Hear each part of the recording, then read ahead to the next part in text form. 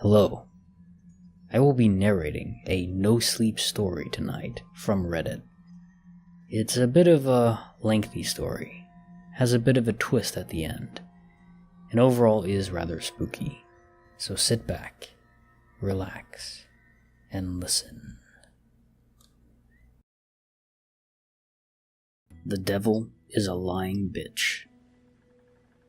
The listing read, roommate wanted. $650 per month plus half utilities. 1 bedroom with attached bathroom. 5 minutes from downtown. I called the attached number. A man answered in a seemingly frustrated tone. This is Milton. Milton, as I would find out, was a 44-year-old assistant manager at Hot Topic.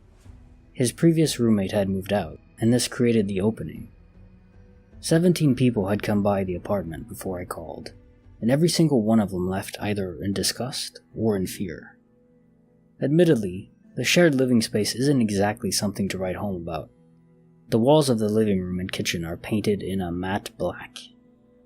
The vinyl floor is a matching shade. Milton had drawn all manner of occult symbols on the walls, ceilings, and floor, in what looked like white spray paint. The windows had been blacked out. Candles flickered on nearly every piece of furniture. Instead of a coffee table, a marble altar sat in the middle of the room. It looked like something out of a Shockley horror movie. But it was $650, and the historical marker downstairs was a poke stop. Despite the main area of the apartment looking like it had been decorated by Vincent Price, the available bedroom was remarkably normal. 4 white walls, a street-facing window, gray burbot carpet, and a bathroom with a full tub and a vanity mirror. After seeing the apartment and taking a look around, I turned to Milton and said, "So, when can I move in?" The short man stood there, wide-eyed for a moment, and asked, "You mean you're gonna stay?" "Nothing you worship is any more evil than my ex-husband." He laughed and said, "You can move in now if you want." Milton was an alright dude. I arrived with the U-Haul the next morning, and he was quick to help me move my bed and belongings up the 6th flight of stairs. The all-black living room area took some getting used to, but aside from the occult imagery, Milton was remarkably clean. I would have trouble finding a single speck of dust, much less dirty dishes or mess on the floor. Those first few weeks we barely saw each other. I worked nights, and he worked afternoons. As roommates go, I'd give Milton a great reference. Well, that's almost true. Turns out Milton had been prepping the apartment for weeks. He mentioned in passing that he was expecting an important guest. I didn't think much of it. I figured he was meeting up with an internet girlfriend or something to that effect. Instead, I came home from work one night to see Milton standing over the altar, in a living room holding a large knife over what appeared to be a crying nun. The woman had been tied to the stone altar and had a gag that had been placed in her mouth. Tears streamed down her face as she stared directly at me. For a brief moment, I could feel her desperation in the pit of my stomach. This moment was broken, though, when Milton shouted, "Close the door! You're ruining the lighting!" This is where I should have run, screaming for the hills. But something in me thought I'd be able to talk Milton down. I stepped forward and closed the door. I mustered up the courage to speak up and said, "Milton, why are you killing a nun?" Milton smiled and said, "She will be here soon. I must prepare the vessel." His facial expression was not unlike a child, excitedly announcing that their grandmother would be coming over for dinner. Before I could move any closer, he brought the knife down into the poor woman's chest and shouted a phrase that sat somewhere between incoherent and demonic. "God damn it, Milton!" I shouted as the candles in the room flickered out. Milton crackled with laughter as one of the candles flickered back to life. The blood that had pooled under the now deceased nun moved back up her limp body and poured back into the wound as it closed and seemingly healed. A red glow emanated from her eyes and mouth, as she snapped her restraints and sat up. She gasped for air before turning to Milton and saying, "Not again," in what seemed to be a very disappointed tone of voice. Milton stood there, blood still dripping from his knife, as the nun stood from the altar. She turned to me and said, "Could you do me a favor and smudge that symbol to your left?" I pointed to a weird pattern beside me and she nodded. Before I could act, Milton shot across the room and put the knife to my throat, saying, "Don't you fucking dare. She's mine. I summoned her." The nun sighed and said, "It was worth a shot. So, here I am." Milton turned to her and said, "Announce yourself, demon." The nun's face contorted into an expression that seemed to be equal parts frustration and disgust, as she said, "Behold, for I am the wicked one. I am the first of the fallen, the king of the infernal domain. You stand before Belial, the unholy. Why do you summon me?" Milton giggled and said, "You're my new girlfriend. First we'll do the tattoos. Then we can go out on a date." I had seen enough.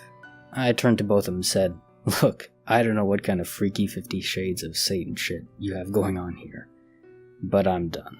I'll see you in the morning. Don't scare me with this kind of shit again."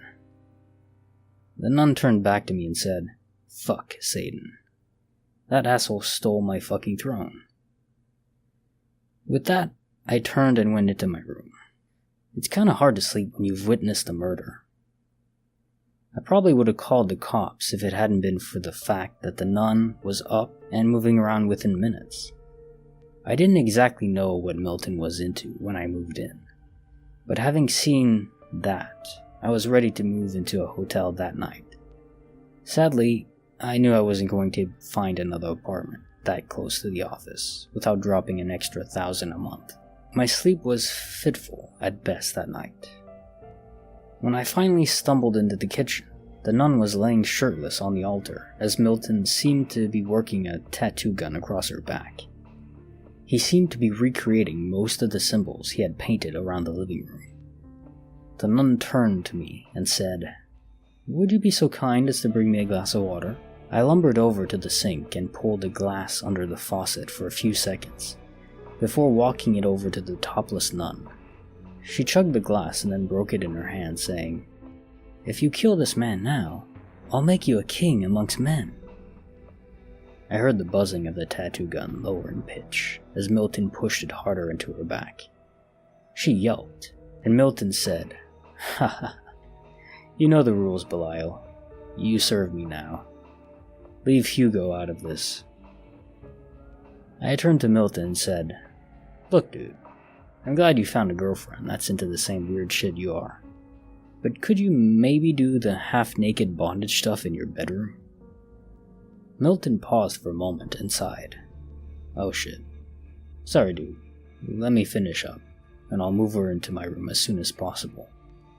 By the way, the power bill is going to be a little higher this month." I brought my coffee back to the desk in my room and scrolled through Facebook for the better part of an hour, trying to ignore the fact that my middle-aged, overweight roommate had a topless nun half his age, putting up with his shit in the other room. I had almost completely zoned out when I heard a knock on my door. I opened it to see the nun standing there. She rolled her eyes and said, "Milton is going to work. I was instructed to do as I was told and not leave the apartment." I turned back towards the computer and said, "I don't really care what you do, but I don't really want anything to do with your whole bondage routine. You can chill in here if you want, but drop the whole submissive routine." She plopped onto the bed and said, "Wait, you're not part of this coven?" "Coven? Christ almighty, I'm just a guy who found a cheap apartment listing on Facebook Marketplace." She laughed and said, "Well then, maybe you can help me. He's keeping me prisoner here." My heart dropped. I felt a tightening in my chest. Part of me wanted to continue believing that this was more of the fucked up roleplay I had originally assumed it to be, Instead, I sat there, with the sudden realization that a young woman was sitting on my bed, asking for help because my creepy roommate was holding her prisoner. What would you do? I turned to her and said, "If you really are in trouble, just say the word and I will call the police." She shook her head and said, "The police would serve no purpose beyond my frustration. Milton has bound me to this form and to his bidding. I cannot directly act against him." I rolled my eyes and said, "Oh, more roleplay. You fucking scared me there for a minute." Her voice turned to a snarl and she said, "You're so fucking blind. It's not roleplay, boy. I am Belial. I appoint kings and rule empires. To be subjected to the tedium of human life by such insolent worm as Milton is the ultimate insult." I might have been inclined to ignore her if she wasn't levitating 2 feet over the bed and her voice didn't sound like someone had run the Cookie Monster through a bad auto-tune filter. I sat up and said, "Okay, so you're a demon and you're stuck in my apartment. One moment." The next minute or so consisted of incoherent shouting and cursing as I dealt with the sudden rage that came over me. If she was a demon, then my roommate had murdered a woman. He was tattooing a corpse that served as a vessel for a fucking demon. My mind raced through all the possible scenarios as Belial cackled with laughter over the bed. My rage amused her. As I turned to her and shouted, "You think this is fucking funny?" She dropped back down to the bed, and in a voice that sounded almost sweet, she said, "Honestly, I think it's cute." Talk about being disarmed. "This is fucking weird," I said, as she sat there looking at me expectantly. She walked over to my window and said, "This body belonged to a woman who had devoted her life to the service of that asshole in heaven. You want to know what the real irony is?" I replied, "Sure, why not?" She continued staring out the window. "Heaven is a fascist state where everyone worships their supreme leader for eternity. Guess what happens if you speak up or break from the norm?" I sat there in a moment, in silence before replying. "You can't possibly..." She interrupted. "Sure, Lucifer rebelled because he had a major case of daddy issues. But most of us followed him simply because we were tired of serving that egotistical fuck that made us for the sole purpose of feeding his massive need for approval." I shot back. "This has been a great theology lesson. What does that have to do with the fat goth fuck that summoned you?" "Men, be you angel, demon, or human, you're all the same." I shot back. "Cry me a fucking river. How do I get you out of my apartment?" She frowned and said, "You can't. If you tried, I would be obliged to stop you. I am bound to this form for the remainder of Milton's life. Even then, I am powerless to remove the sigils that bind me. So you're the new roommate, huh?" "It seems so." "And you have to do what I say?" I asked. She scowled and said, "Yes." "And you can float and do weird magic shit?" I continued. She rolled her eyes and said, "Yes. I've been instructed to do as you command, so long as it does not conflict with the commands Milton had already given me." I sat there for a moment and said, "Cool.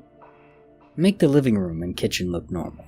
Then go put on some normal clothes. I can deal with the whole demon thing, but I don't really feel comfortable sitting with the half-naked body of a dead man all morning. Also, is there another name we can call you?" She turned to me and said, "It'll be done, and call me B." I said, "Okay, B. Come see me when you're done." The next 2 hours were relatively peaceful as I sat on my computer scrolling through a newsfeed and watching random YouTube videos. It was nearly lunchtime as B knocked on my door. I opened it to see a hallway painted soft off-white. I followed her out into the living room to find windows open and the walls matching the tone of the hallway. The sigils and altar had been replaced with furniture. There were even magazines on the coffee table. I turned to her and said, "Where the hell did you get all this stuff?" She replied, "You answered your own question." I thought about it for a moment before shaking my head and saying, "Well, what do you want me to do?" She laughed and said, "I wouldn't mind peeling the skin from Milton's dick like a banana and feeding his entrails to a pack of wild dogs. But that's not really an option right now." I rolled my eyes and said, "Be sure not to cut yourself on all that edge." She turned to me and said, "When I ruled over hell, I oversaw the torture of billions of fallen souls. Beware, sodomite. You too will find yourself in my domain eventually." I laughed and said, "Gays go to hell, huh?" I see the official religion of the underworld is Baptist. She sat down on the couch and said, "Kill Milton. I promise you, if you kill Milton and cut away this damn sigil on my back, I will reward you with riches beyond your imagination." I thought about it for a moment and asked, "Fine. I want even Evan Peters and Daniel Wu as my personal boy toys and $1 billion. She rolled her eyes. "Sex and money. So original. Think bigger." "Fine," I said. "Make me the king of Earth." She laughed again. "Think bigger. If you allow me to return to the underworld, I will grant you a city to rule over in hell. Imagine an eternity of luxury instead of eternal suffering." I must admit, aside from dealing with the harsh reality that the afterlife was real, and I was probably going to end up burning, the thought of ruling a city forever did seem enticing. Mildred would be home an hour later. I have never killed anyone before. Still, I stood a few inches taller than Milton, and he did leave a rather large knife laying around. He walked in the front door and said, "Belial, service me." She emerged from his room and shouted, "Who told you to change out of your habit? What have you done to my lair?" She stared at the floor and said, "Hugo told me to make an apartment normal, and to dress like a normal person."